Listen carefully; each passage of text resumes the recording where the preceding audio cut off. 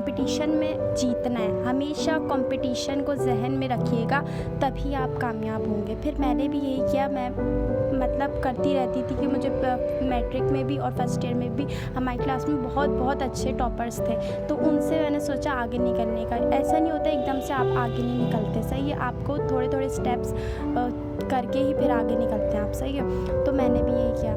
तो काफ़ी लोगों से सुन रखा था कि अगर आपको लाइफ में सक्सेस चाहिए तो लाजमी है कि सेक्रीफाइसेस करो, ठीक है, हर चीज़ में। और मैंने भी ऐसे ही किया, सेक्रीफाइस किया अपनी पढ़ाई में, अपनी पढ़ाई के लिए सिर्फ। और कभी कभार ऐसा होता लाइट नहीं होती थी तो मैंने पढ़ा अपनी मतलब मोबाइल से सब।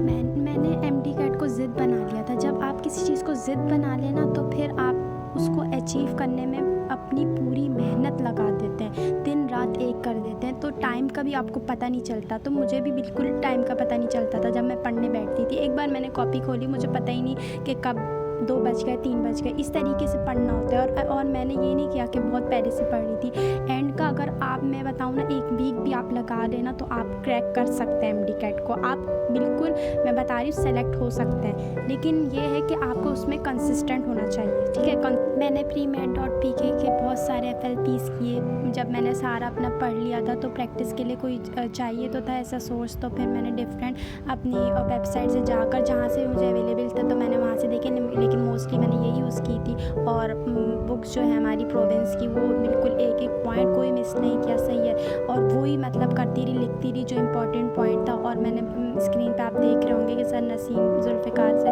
जो मैंने केमिस्ट्री और इंग्लिश के लेक्चर लिए थे। इस बात का मुझे बहुत स्ट्रेस था कि आउट ऑफ सिलेबस क्वेश्चंस ना आ जाए, और बहुत मुख्तलिफ चीज़ों ने मुझे बहुत तंग किया। लेकिन मैंने फिर अल्लाह से दुआ की, और अल्लाह से जो चीज़ शिद्दत से मांगी जाती है वो तो ज़रूर अल्लाह ताला देते हैं। तो वही अल्हम्दुलिल्लाह मुझे भी मिली थी।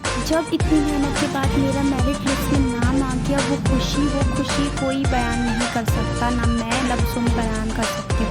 उसके बाद फिर मैंने अपना एडमिशन ले लिया, मेरी मेरिट पे एडमिशन हो गया था अल्हम्दुलिल्लाह गवर्नमेंट यूनिवर्सिटी में। उस पर भी मैं एक वीडियो डालूँगी। तो अब तो मुझ पर और ज़िम्मेदारी बढ़ गई, और अब जो मुझे पढ़ना है तो मैं अपने लिए नहीं पढ़ रही, मुझे दूसरों की भी ज़िंदगियाँ बचानी है। किसी ने मुझसे पूछा कि मेहनत का अंजाम क्या होगा, मैंने इत्मीनान से कहा कि नाम मेहनत से ही होगा।